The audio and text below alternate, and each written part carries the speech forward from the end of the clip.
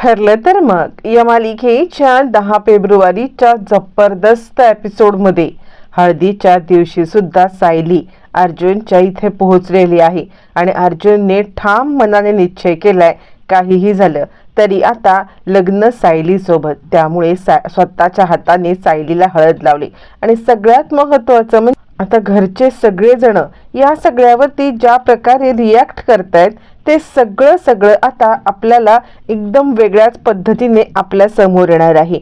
बरं, आता सिक्युरिटी लावल्यानंतर सुद्धा प्रियाला या सगळ्यामध्ये धोका देत सायली तिकडे कशी पोचली, त्यानंतर स्वतः प्रतिमा इकडे आता प्रियाच्या विरोधात आहे हे सुद्धा आपल्याला समजणार आहे। आणि त्याचबरोबर सायली, कुसुम आणि चैतन्य यांनी आता जबरदस्त युक्ती करत कशा पद्धतीने प्रियाची हळद तर स्पॉइल केली, पण साक्षी आणि प्रिया यांचा संबंध सुद्धा आता असा समोर येणार आहे, सगळं उलगडणार आहे आणि सुभेदार परिवाराच्या समोर प्रियाचा खरा चेहरा सुद्धा कसा येणार सगळं या व्हिडिओमध्ये पाहूया। 10 फेब्रुवारीच्या भागामध्ये कुसुम सांगत असते या प्रियाने अचूक डाव साधला ग सायली, म्हणजे बघितलंस ना कशा पद्धतीने सगळ्यांना मॅनिपुलेट करत आता तिने तुझ्या विरुद्ध भडकवलं आणि घरचे सुद्धा तिचीच साथ देत होते।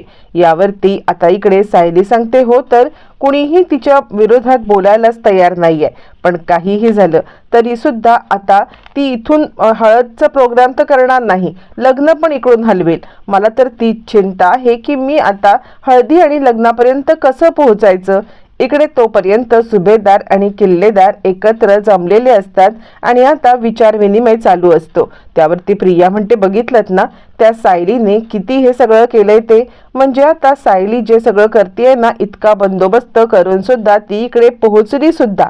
यावरती कल्पना म्हणते पण आपण या सगळ्यामध्ये काहीच करू शकत नाही, उद्या लग्नाच्या ठिकाणी पण ती पोहोचली तर काय आपण गुंड ठेवणार आहोत का। यावरती आता इकडे प्रताप म्हणतो हे बघ आपण ना या सगळ्यावरती काहीतरी सोल्युशन काढायला पाहिजे। पण प्रिया विचार करते मी तर गुंड ठेवले सुद्धा होते, पण गुंड ठेवून सुद्धा या सगळ्यामध्ये ती पोहोचली कशी ते काही नाही। मला आता साक्षीलाच या सगळ्यामध्ये कॉल करायला पाहिजे आणि विचारायला पाहिजे। त्यावरती प्रतिमा म्हणते पण बघितलंत ना सायलीने अर्जुनला भेटण्याचा किंवा या सगळ्या ह्याच्यामध्ये येण्याचा निर्धार इतका पक्का केला होता की ती नाशिक पर्यंत सुद्धा पोहोचली। यावरती कल्पना म्हणते काय असेल निर्धार असला तरी काय झालं, तिने आता अर्जुन सोबत काही संबंध नाहीये, सारखं तिने अर्जुनला भेटण्याची आता खरंच काही गरज आहे का सांग मला, असं म्हणत इकडे आता कल्पना सायलीच्या विरोधात तर प्रतिमा सायलीच्या बाजूनेच असते। प्रिया विचार करते या सगळ्यांच्या नादामध्ये मला लागून चालणार नाहीये, काही झालं तरी मला या सगळ्यामध्ये आता साक्षीला कॉल करायला पाहिजे। इकडे तोपर्यंत आता सायली चैतन्याला कॉल करते आणि काय झालं तिकडे, यावरती चैतन्य म्हणतो तू कुठे आहेस, अर्जुनला सारखा तुझा भास होत होता आणि तो सारखं म्हणत होता की सायली आले का सायली आले का। यावरती सायली सगळा घडलेला प्रकार सांगते आणि ती सांगते हो मी तिकडे होते, मीच अर्जुन सरांसोबत डान्स केला, पण त्यानंतर अर्जुन सर तिकडून बाहेर निघून गेले आणि त्यामुळे इकडे सगळा गोंधळ झाला। तिकडे प्रिया आली, प्रियाने माझ्या चेहऱ्यावरचा मुखवटा काढला आणि सगळ्यांच्या समोर मी सायली आहे आणि त्यानंतर खूप मोठा तमाशा केला। माझी मैत्रीण नंदिनीचं सुद्धा संगीत होतं, ती तिकडे आली, तिने मला सपोर्ट केला, पण तरी सुद्धा या सगळ्यामध्ये प्रियाने खूप तमाशा केला। हा सगळा प्रकार ती चैतन्याला सांगत असते आणि ती चैतन्याला एक गोष्ट सांगते की मला न सगळ्या तिकडच्या फक्त तुम्ही अपडेट्स देत जा एवढंच करा। इकडे तोपर्यंत प्रिया आता फोन करते आणि ती आता साक्षीला सगळं विचारायला लागते आणि ती साक्षीला म्हणते काय ग तुझे गुंड तिकडे असून सुद्धा ही सायली इकडे कशी आली, काय ग तुझ्या फुटकळ गुंडांनी एक धड काम केलेलं नाहीये। यावरती साक्षी म्हणते काय गुंडांच्या इथे, अरे तरीच माझा फोन ते उचलतच नाहीये, मी त्यांना कंटिन्युअसली फोन करते। यावरती आता इकडे प्रिया सांगायला लागते अगं ती संगीत सोहळ्याला नाशिकला सुद्धा पोहोचली आणि माझ्या जागी तिने डान्स केला, काय चाललंय तुझं, तू या सगळ्यामध्ये काय ठणठण करत बसतेस का नुसती तिकडे। यावरती साक्षी म्हणते बघे तू नाहीये मला सांगायचं हे सगळं, एक गोष्ट लक्षात ठेव मी इथे तुझी मदत करते आहे, याचा अर्थ असा नाहीये की मी तुला या सगळ्यामध्ये हे ऐकून घेईन म्हणून। असं म्हटल्यावरती मग मात्र आता इकडे प्रिया सांगायला लागते, अगं पण आत्ता काय, लग्नाच्या या सगळ्या ह्याच्यामध्ये ती जर का आली तर मग काय करायचंय मी, असं म्हटल्यावरती मग मात्र आता इकडे साक्षी सांगायला लागते, हे बघ तुझ्या लग्नाच्या याच्यामध्ये ती अजिबात येणार नाही, तू काहीही काळजी करू नको, असं म्हटल्यावरती मग मात्र आता इकडे प्रिया म्हणते, कसं काय, काय करणार आहेस तू, त्यावरती आता इकडे सांगायला लागते साक्षी, हे बघ आमचं एक फार्म हाऊस आहे, या फार्म हाऊसवरती तू लग्न कर. यावरती प्रिया म्हणते, हा हा आता मी सगळ्यांना सांगते, अर्जुन सुभेदार जे आता महिपत शिकरे यांच्या विरुद्ध लढत होते केस, आणि त्यांच्याच फार्म हाऊसवरती आता आम्ही धूमधडाक्यात लग्न करतोय, बरोबर ना, हे सांगते आता मी घरी सगळ्यांना. यावरती साक्षी म्हणते, हे बघ तू जास्त मला अक्कल शिकवू नकोस, ते फार्म हाऊस आमचं आहे अशी ऑफिशियल कुठेही न्यूज नाहीये, त्यामुळे कोणालाही काही कळणार नाहीये की ते फार्म हाऊस आमचं आहे, आणि त्यामुळे तू तिकडे मैत्रिणीचं फार्म हाऊस आहे असं सांगून लग्न करू शकतेस. असं म्हटल्यावरती आता इकडे प्रिया विचार करायला लागते. तोपर्यंत साक्षी म्हणते, हे बघ तुला जे काय करायचं असेल ना ते तू कर, पण ह्या फार्म हाऊस लग्न नाही केलंस ना तर मात्र मला पुन्हा काही विचारायला येऊ नकोस आणि मला पुन्हा काही सांगायला येऊ नकोस की हे असं झालं आणि तसं झालं, मी तुझी कोणत्याही प्रकारे काही मदत करू शकत नाही. असं म्हटल्यावरती मग मात्र आता प्रिया सांगते, ठीक आहे. त्यावरती साक्षी सांगते, मी सगळी तयारी करून ठेवते आणि तू फक्त ये तिकडे, मी सगळं जय्यत तयारी ठेवते. इकडे तोपर्यंत चैतन्य या लोकांच्या सोबत येतो आणि चैतन्य, तू आणि अर्जुन होतास कुठे. यावरती चैतन्य म्हणतो, काही नाही, अर्जुनला थोडं अनइझी वाटत होतं म्हणून मी त्याच्यासोबत होतो. तोपर्यंत प्रिया येते आणि सगळा प्रॉब्लेम सॉल्व्ह झालेला आहे असं सांगायला लागते. यावरती कल्पना म्हणते, प्रॉब्लेम सॉल्व्ह झाला, कसला प्रॉब्लेम सॉल्व्ह झाला, काय झालंय. यावरती मग आता सांगायला लागते प्रिया, काही नाहीये, म्हणजे सगळ्यात महत्त्वाचं म्हणजे लग्नाचा व्हेन्यू सापडलाय, माझ्या मैत्रिणीचं पनवेललाच फार्म हाऊस आहे, आता आपण नाशिकला अजिबात थांबायचं नाहीये, लगेच पनवेलला निघून जायचंय, तिथे माझ्या मैत्रिणीच्या फार्म हाऊसवर ती सगळी तयारी करून ठेवायची आहे, तिकडे लग्न करूया. यावरती आता रविराज म्हणतात, तसंही आपल्याकडे दुसरा कोणता पर्यायच नाहीये, त्यामुळे आपल्याला हे हिचं म्हणणं ऐकावंच लागेल. असं म्हणत रविराज सुद्धा या सगळ्यामध्ये तयार होतात आणि मग फायनली साक्षीच्या फार्म हाऊसवरती लग्न होतं. पण महत्त्वाची गोष्ट ही असते की ते फार्म हाऊस साक्षीचं आहे हे ना सुभेदारांना माहिती असतं, ना किल्लेदारांना माहिती असतं, ना अर्जुनला काही कळलेलं असतं, फक्त ही गोष्ट प्रियाच्याच माहितीत असते आणि ही गोष्ट प्रियाच्या विरोधात सुद्धा जाणार असते. मग आता ठरतं की प्रियाच्या मैत्रिणीच्या फार्म हाऊसवरती आता लग्न करायचं पनवेलमध्ये. मग लगेचच आता हे चैतन्य ऐकतो आणि तो विचार करतो, काही झालं तरी सगळ्यात पहिली ही गोष्ट मला सायली वहिनीपर्यंत पोहोचवली पाहिजे. इकडे सायली अजूनही नाशिकमध्येच असते. तोपर्यंत चैतन्यचा मेसेज येतो आणि चैतन्य मेसेजवरती तिला आता लग्नाचा व्हेन्यू बदललाय, प्रियाच्या मैत्रिणीचं फार्म हाऊस पनवेलचं आहे, तिकडचा व्हेन्यू आहे पनवेलला, तू पोहोच, मी पनवेलचा व्हेन्यू तुला कळवतो. यावरती आता सायली सांगायला लागते, बरं झालं कुसुमताई आपल्याला हे सगळं लवकर समजलं, ते म्हणजे या सगळ्यामध्ये आता फक्त आणि फक्त आपण पनवेलला गेल्यामुळे खूप प्रॉब्लेम सॉल्व्ह होतील, इथे नाशिकपेक्षा पनवेलला त्यांची उष्टी हळद मला लावणं सोपं पडणार आहे. आता फार्म हाऊसवरती इकडे साक्षीने जबरदस्त सिक्युरिटी लावलेली असते, पावलोपावली सिक्युरिटी गार्ड ठेवलेले असतात आणि त्यामुळे सायली येऊ शकणार नाही याचा बरोबर बंदोबस्त केलेला असतो.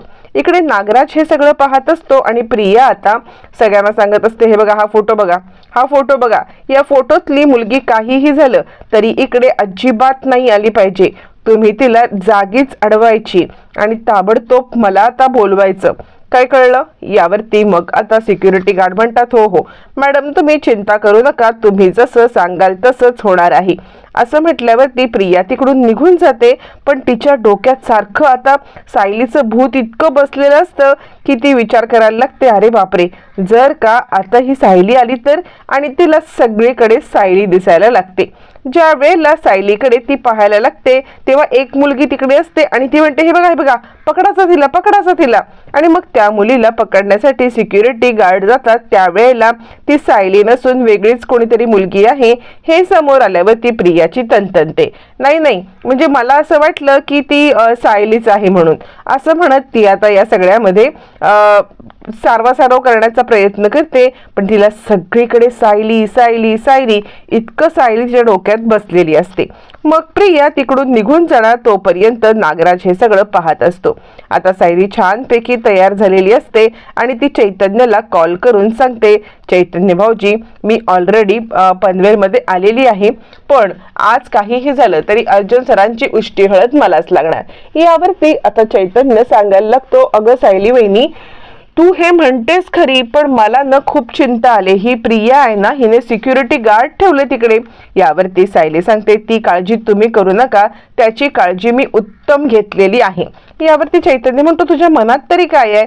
सायली सांगते, कळेल तुम्हाला, पण तुम्ही माझं एक काम कराल का?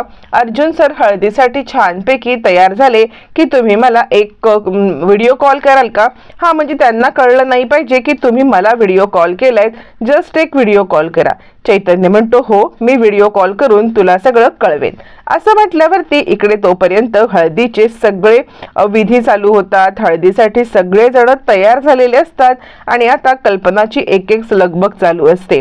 सगळेच जण तयारी करत असतात. कल्पना अस्मिताला पण मदत करायला सांगत असते. इकडे कल्पना सांगत असते, अगं तन्वी अशी काय उभी आहेस, चल लवकरात लवकर सगळी तयारी करूया, तू असं टेन्शन घेऊ नकोस. तोपर्यंत नागराज या सगळ्यामध्ये आता प्रियाला गाठतो आणि काय ग तू त्या सगळ्या लग्नाची तयारी करते आहेस, पण मला तुझ्याशी खूप महत्वाचं बोलायचं आहे. यावरती प्रिया म्हणते, आत्ता काय तुम्हाला बोलायचंय? त्यावरती मग आता नागराज म्हणतो, कळेल तुला, चल मी जे काही सांगतोय ना ते सगळं तू ऐक. चल आत्तापर्यंत इथे यायला आपण जे काही मेहनत केलेली आहे ना, ती मेहनत तू सगळी मातीत नको मिळवूस. या सगळ्यापर्यंत पोहोचण्यासाठी मी 2 वर्ष घालवलेत, हे सगळी प्रॉपर्टी मिळवण्यासाठी 2 वर्ष घालवलेत. तू जर का लग्न करून इकडून फुर उडून गेलीस ना तर मला प्रॉब्लेम होईल आणि मग मात्र मी तुला पण प्रॉब्लेम करेन. त्यामुळे आपला मेन हेतू जर का तू विसरलीस तर मी तुला जगू देणार नाही हा सुखाने. असं म्हटल्यावर ती मग मात्र आता इकडे प्रिया थोडीशी हदरते. ती खरं तर लग्नाच्या या सगळ्या गडबडीमध्ये इतकी बिझी झालेली असते की ती आता खरंच सुभेदारांची आपण सून, खरंच आपण तन्वी हे स्वतः सत्य मानायला लागलेली असते. आणि मग तिला नागराजने भानावरती आणलेलं असतं आणि तिला जवळजवळ धमकी दिलेली असते. तोपर्यंत इकडे अर्जुन आपल्या रूम मध्ये उदासपणे बसलेला असतो आणि तो विचार करत असतो, काय करायचं हे सगळं? म्हणजे मी हे लग्न करतोय खरं, पण हे लग्न करून कोण सुखी होणार आहे? न मी सुखी होणार आहे, नाही तन्वी सुखी होऊ शकत, न सायलीला पण मी सुखी बघू शकत. आणि तोपर्यंत तिकडे आता चैतन्य येतो. चैतन्य अर्जुनला हसवण्यासाठी मुद्दाम आता हे सगळं करायला लागतो आणि चैतन्य सांगायला लागतो, अर्जुन तुझी तर अवस्था त्या राहुल सारखी झाले रे. यावरती चैतन्यला अर्जुन म्हणतो, राहुल? अरे कोण राहुल? यावरती चैतन्य म्हणतो, रिसेंटली मी एक मूवी पाहिली होती ना, त्या मूवीतला राहुल. अरे त्या राहुलचं लग्न आहे ना, ते लग्न घरच्यांनी एका वेगळ्याच मुलीसोबत लावलेलं होतं. म्हणजे राहुलचं त्या मुलीवरती प्रेम नव्हतं, पण त्या मुलीसोबत त्याचं लग्न लावल्यामुळे तो उदास होता. पण डेस्टिनी बघ ना काय, राहुलचं लग्न त्याच मुलीसोबत झालं ज्या मुलीसोबत त्याला करायचं होतं आणि त्यामुळे आता त्या दोघांचं धूमधडाक्यात लग्न झालं. यावरती आता इकडे अर्जुन सांगायला लागतो, तू हे सगळं मला का सांगत आहेस चैतन्य?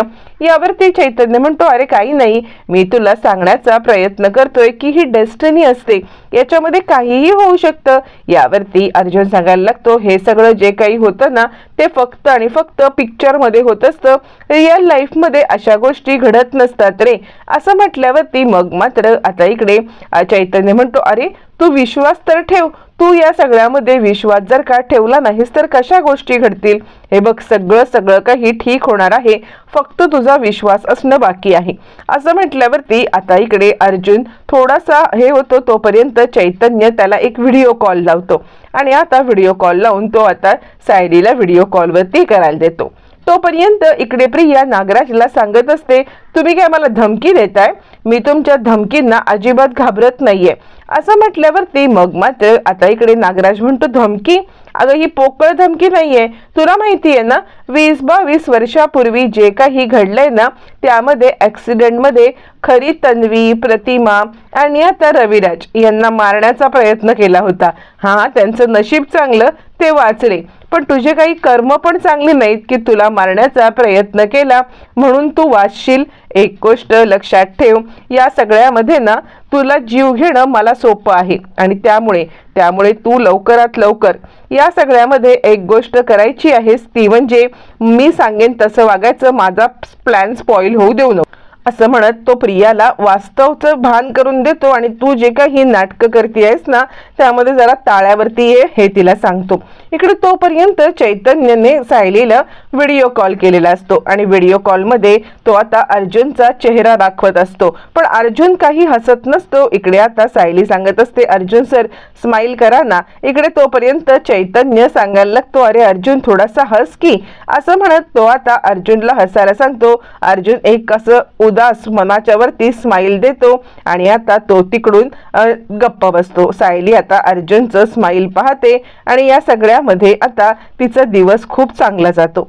तोपर्यंत इकडे आता नागराज धमकी देऊन निघून गेलेला असतो. नागराज धमकी देऊन निघून गेल्यावरती मग आता प्रिया इकडे सांगायला लागते, ह्या नागराजचं करायचं तरी काय, हा या सगळ्यामध्ये मला आता अडकवण्यासाठीच इकडे बसलाय. ते काही नाही, मला लवकरात लवकर आता मदत घेतली पाहिजे, ती म्हणजे साक्षीची. साक्षी एकमेव आहे जी समजून घेईल आणि मला मदत करेल.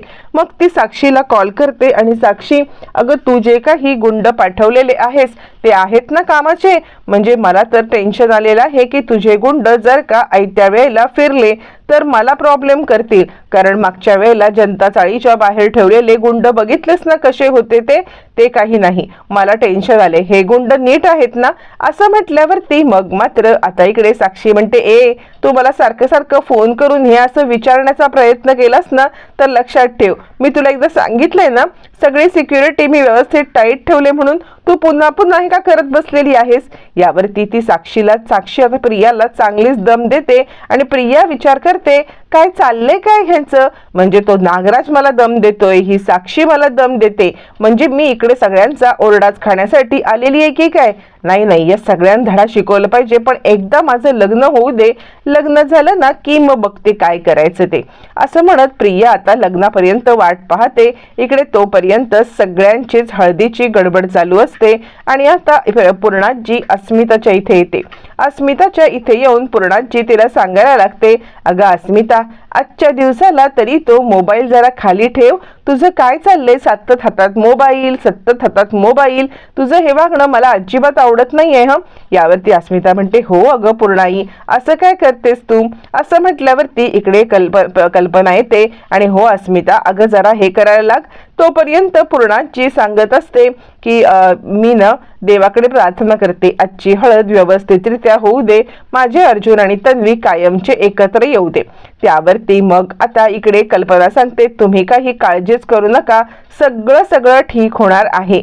असं म्हणत आता मात्र सगळेजण एकमेकांना दिलासा देत असतात आणि आता हळदीचा प्रोग्राम सुरू होतो. तोपर्यंत चैतन्य हळदीच्या प्रोग्राम मध्ये सामील होण्यासाठी आलेला असतो आणि आता त्याला इकडे अश्विन सांगत असतो की हे सगळं ना जरा इथून उचलूया आणि इथे कमळाचं हे तबक ठेवायचं आहे. यावरती चैतन्य म्हणतो, इथे कमळाचं तबक ते कशासाठी. यावरती अश्विन म्हणतो, या सगळ्यामध्ये इकडे अर्जुन बसेल आणि या कमळाच्या तबकामध्ये तन्वी बसेल. असं म्हटल्यावरती चैतन्य टोमणा मारतो, अच्छा म्हणजे आता या कमळाच्या तबकामध्ये चिखलाचं कमळ बसवायचं आहे. तर आता यावरती अश्विन म्हणतो, तू टोमणा मारलास ना, म्हणजे कसं आहे, तू टोमणा मारलेला मला समजलं रे, म्हणजे मला कळतंय की तुला सायली वहिनीबद्दल प्रेम आहे. सायली वहिनी या सगळ्यामध्ये अर्जुन दादाची बायको असावी असं तुला वाटत होतं, पण या सगळ्यामध्ये तसं घडलेलं नाहीये. सायली वहिनींनी जी फसवाफसवी केले त्यामुळे हा सगळा प्रकार घडलाय. आता सायली वहिनीचा आणि दादाचा काडी मात्र संबंध नाहीये आणि त्यामुळे तू आता सायली वहिनीच्या बाजूने असणं पहिलं बंद कर आणि एक्सेप्ट कर की तन्वी हीच आता अर्जुन दादाची बायको होणार आहे. असं म्हटल्यावरती आता इकडे चैतन्य अजूनही हे मानायला तयार नसतो ना अश्विनचं ऐकायला तयार असतो आणि आता चैतन्य रागारागात त्याच्याकडे पाहायला लागतो. अश्विन आणि चैतन्य आत्तापर्यंत एकत्रितरित्या हे सगळं करत होते, पण आज एका मुलीमुळे दोघांच्यात फूट पडलेली असते. आता चैतन्य काहीही न बोलता तयारी करायला लागतो. कमळाच्या भांड्यामध्ये आता इकडे जे पात्र ठेवलेलं असतं त्याच्यामध्ये तन्वी येऊन बसते. अर्जुन अजूनही आलेला नसतो आणि तोपर्यंत इकडे आता विमलची लगबग चालू असते. कल्पना तिला हे असं कर ते तसं कर या गोष्टी समजून सांगत असते. इकडे तोपर्यंत आता प्रियाच्या डोक्यामध्ये तोच विचार घुमत असतो. काय करू कशा पद्धतीने आता इकडे सायलीला मी अडवू, तिला काही कळतच नसतं. आणि त्यावेळेला ज्या वेळेला खाली आता बसून इकडे तिने हळद लावून निमूटपणे घ्यायची असते त्या गडबडीत प्रिया उठते आणि प्रिया सांगायला लागते, 1 मिनिट मी आले जरा बाहेरून बघून. असं म्हणत ती आता सायली आले का हे पाहण्यासाठी बाहेर जाते, आत येते, पुन्हा बाहेर जाते, आत येते. सगळेजण प्रियाचा हा अस्वस्थपणा पाहत असतात आणि सगळेच जण गडबडत असतात. फायनली आता कल्पना सांगते, तन्वी अगं काय चाललंय तुझं, तू बस बरं जागेवरती. अगं तुझी हळद आहे ना, हळदीचा प्रोग्राम नीटपणे झाला पाहिजे, तुझं काय चाललंय. असं म्हणत कल्पना प्रियाला शांत करण्याचा प्रयत्न करत असते. पूर्णाजी सांगत असते, कल्पना खरं झालं बरं झालं आपण हा इकडे येण्याचा निर्णय घेतला. तो खऱ्या अर्थाने आता इथे आल्यामुळे आपण ना सेफली हे लग्न करू शकतो. इकडे असं लग्नाचे म्हणजे हळदीचे विधी सुरू होतात. इकडे प्रिया बसलेली असते, तिकडे अर्जुन बसलेला असतो आणि आता इकडे कल्पना सगळ्यात पहिले हळद लावण्यासाठी येते. कल्पना हळद लावायला येते, अर्जुनच्या हळद लावते, त्यानंतर तन्वीच्या सुद्धा हळद लावते. अर्जुन निमूटपणे सगळे विधी करत असतो. काहीही झालं तरी सुद्धा अर्जुनला या सगळ्यामध्ये मनाच्या विरुद्ध हे सगळं करायला लागते. हे घरच्यांना पण माहिती असतं, पण का कुणास ठाऊक तर प्रियाच्या प्रेमाच्या आंधळ्या प्रेमाची पट्टी सगळ्यांच्या डोळ्यावरती बांधली गेली असल्यामुळे सगळेच जण ही गोष्ट इग्नोर करत असतात की या सगळ्यामध्ये अर्जुनला पण त्रास होत असेल आणि अर्जुनला आपण एका चुकीच्या म्हणजे बंधनामध्ये अडकवत आहोत.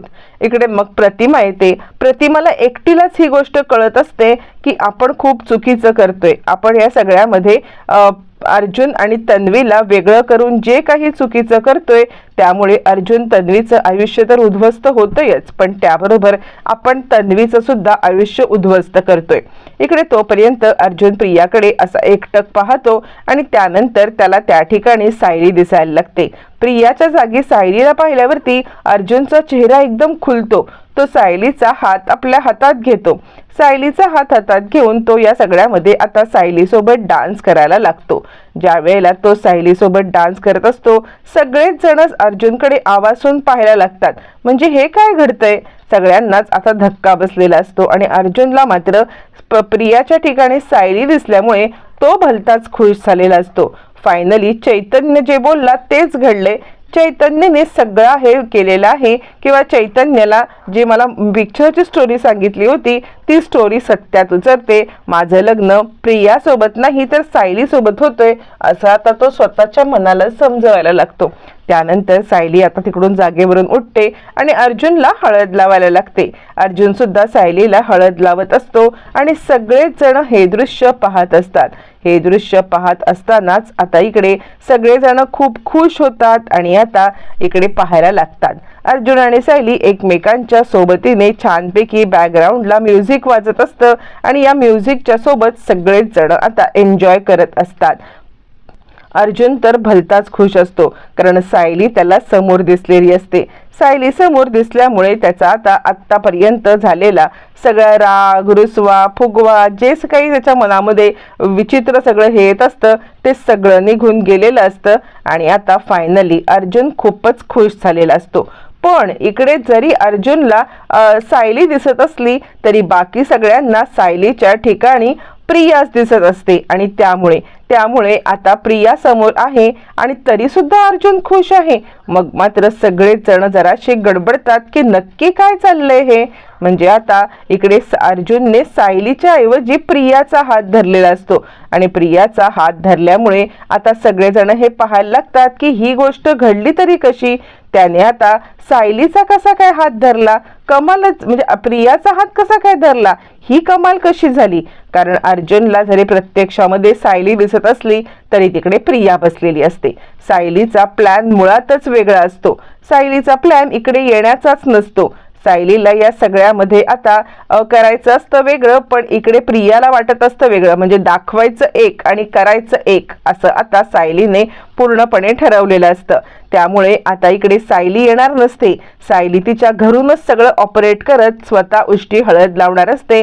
पूर्णाजीला तर आश्चर्याचा धक्काच बसतो. अरे बापरे, अर्जुनने तन्वीचा हात धरला. तिचा आनंद गगनात मावेनासाच होतो. सगळेजण हे दृश्य पाहत असतात आणि प्रियाला तर जबरदस्त आश्चर्याचा धक्का बसतो. हे काय घडलं, तिला तर हे अपेक्षित सुद्धा नसतं. मग त्यामुळे प्रिया सुद्धा गडबडते. प्रतिमाला फक्त एकटीला गोष्टी समजत असतात की नाही, आपण जे काही हे पाहतोय हे काही सत्य नाहीये. अर्जुनला ही समोर तन्वी दिसतच नाहीये असा ती विचार करत असते. आणि त्याच वेळेला आता सायलीची मैत्रीण हा सगळा गेम पलटण्यासाठी आलेली असते. सायलीची मैत्रीण आता तिकडे येते आणि सायलीची मैत्रीण येऊन ती लगेचच इकडे सायलीला सांगायला लागते. इकडे आता ती येते हळद लावायला अर्जुनला हळद लावायला येते आणि हळद लावून झाल्यावरती जी उष्टी हळद असते ती उष्टी हळद आता ती अर्जुनला लावून झाल्यावरती आपल्या बॅगेत भरते आणि साध्या हळदीचा बॉक्स तिकडे काढून ठेवते, जेणेकरून या सगळ्यामध्ये प्रियाला उष्टी हळद लागू नये आणि उष्टी हळद फक्त आणि फक्त इकडे आता लागावी ती म्हणजे सायलीला. आणि त्यामुळे सायलीला उष्टी हळद लागावी या कारणासाठी तिने जे काही केलेलं असतं त्यामुळे सायलीच्या इकडे ती उष्टी हळद घेऊन येते. सायलीच्या इथे उष्टी हळद आणल्यावरती मग आता सायली म्हणते मी तुमचीच वाट पाहत होते. यावरती ती म्हणते लबाड, आमची वाट पाहत होतीस की हळदीची वाट पाहत होतीस. अर्जुनच्या नावाची उष्टी हळद फायनली सायलीपर्यंत पोहोचलेली असते. आता या सगळ्या प्रकारामध्ये हळद तर लागलेली आहे अर्जुनच्या नावाची, पण लग्नाला सायलीलाच तिकडे पोहोचणं अपेक्षित आहे. आता लग्नाच्या दिवशी सायली तिकडे कशी पोहोचणार, काय पोहोचणार हे मात्र पाहणं फारच